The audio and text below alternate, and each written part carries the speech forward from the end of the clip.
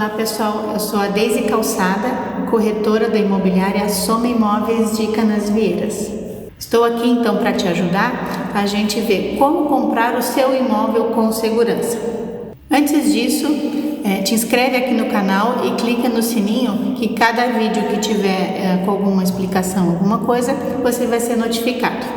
Antes de tudo, a gente tem que começar com os tipos de imóveis que temos, né? O básico seria imóveis novos, prontos, imóveis usados e imóveis em construção.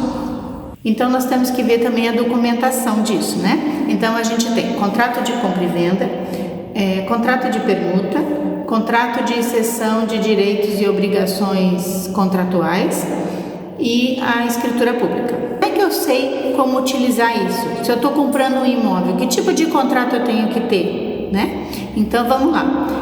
Você vai utilizar um contrato de compra e venda quando, por exemplo, você for comprar um imóvel que vai ser pago uma parte e vai ser financiado o resto.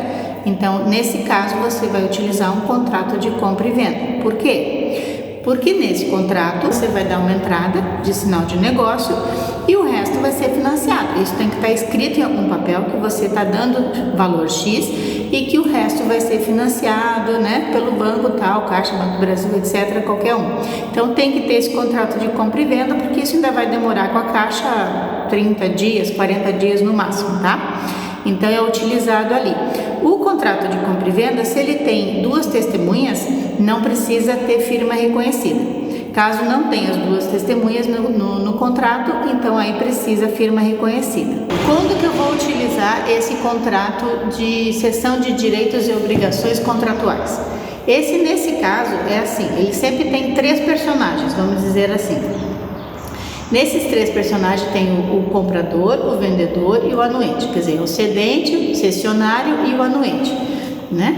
O anuente, na verdade, ele é, por exemplo, eu comprei um imóvel na planta e eu dei uma parte, estou pagando para a construtora e quando tiver o habite eu vou entrar para fazer um financiamento bancário, né? Só que nesse meio tempo eu me apertei, eu quero vender o imóvel, eu quero ir em outro bairro, eu fui transferido, sei lá, então eu quero vender o meu imóvel, que eu já paguei uma parte e estou fazendo com a construtora em parcelas, mas eu quero vender. Nesse caso é onde eu utilizo esse contrato de cessão de direitos e obrigações contratuais. Por quê?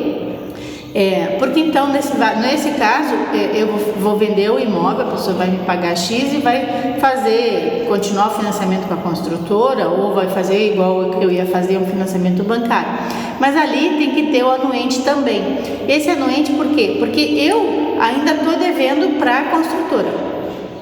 E, por exemplo, se eu estou devendo para a construtora tem que concordar que eu não vou mais pagar ela, que a outra pessoa com que eu estou vendendo é que vai finalizar o pagamento. Então, por isso que sempre nesse tipo de contrato tem que ter os três personagens, o cedente, o cessionário e o anuente, tá? Quando que eu utilizo um contrato de permuta? Existe um contrato de permuta sem torna e o contrato de permuta com torna, ou seja, dinheiro que volta ou que eu tenho que pagar, né? Então, tem alguns exemplos, por exemplo, como é que eu vou utilizar? Eu vou utilizar quando eu tenho um imóvel e a outra pessoa tem outro imóvel em outra cidade.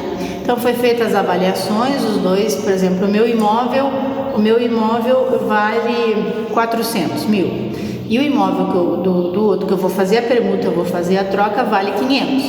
Então, nesse caso, vai ser uma permuta com torna, um contrato de permuta com torna, porque eu vou ter que dar o meu imóvel e ainda mais 100 mil. Sempre nesse contrato, ele tem que constar o valor de avaliação de cada um, para não ter problema.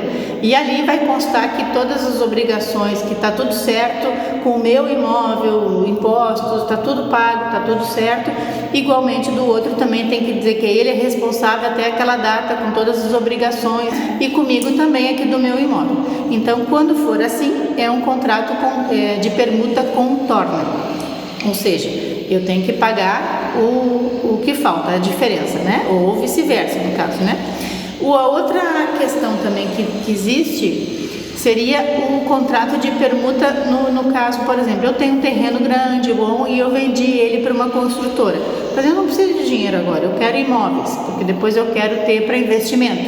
Então, aí um contrato de permuta justamente entra nesse caso, porque a construtora vai ficar com o meu terreno, ela vai construir e ali vai ser esse contrato que vai me dizer se eu tenho direito aos 2 apartamentos, a unidade tal e tal, né? Então ali vai ter tudo descrito, então também pode ser esse contrato de permuta. Depois o que a gente tem? A escritura pública, eu tenho meu dinheiro lá que eu vendi a minha casa, mas eu quero comprar um apartamento, então o que eu vou fazer? Eu vou pegar meu dinheiro e vou dizer, olha, então já entra com a documentação, eu quero e eu vou te pagar tudo na escritura. Então aí vai no cartório, paga as taxas, né, toda aquela coisa, e aí eu vou receber então dinheiro para cá, a escritura para lá. Pronto, Zé Fini, terminou, tá? Então essa é a escritura pública.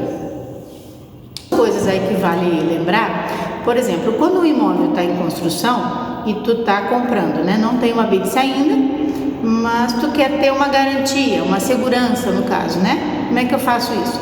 Então, o contrato que eu comprei esse apartamento, que se refere a tal unidade, a tal garagem, a tal hop box, né? Ali, sempre, na verdade, quando se vai comprar um imóvel em construção, obrigatoriamente, para tu ter a segurança, para tu ter a certeza que tu está fazendo, ele tem que ter a incorporação registrada no registro de imóveis, tá? Outro passo, eu comprei um imóvel em construção, então o que eu tenho que fazer? Reservar o meu contrato no registro de imóveis, aí tu vai ter toda a segurança dentro da lei, tudo certo. E lembrando que sempre, quando tu vai comprar um imóvel em construção, ele tem que ter incorporação registrada. Se não tem incorporação registrada, por favor, não compre. Não compre, porque você não vai ter a garantia de que vai ser construído daquela forma, com aquele material, com aquelas coisas, então toma cuidado.